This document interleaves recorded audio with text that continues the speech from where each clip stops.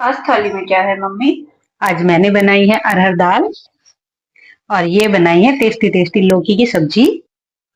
ये बनाए हैं चटपटे आलू और ये बनाए हैं गर्मा गर्म चावल और ये है पराठे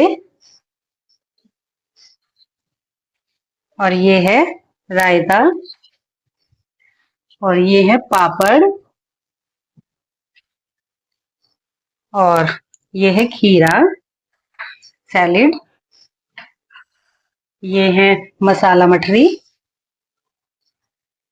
ये है कुरमुरे, ये है हरे धनिए की चटनी, ये है हरी मिर्च लाल भरवा मिर्च का अचार और आज मीठे में है रसमलाई। और साथ में रख देते हैं स्पून। ऐसी और थाली देखने के लिए मालो किचन को फॉलो करें, लाइक करें, शेयर करें।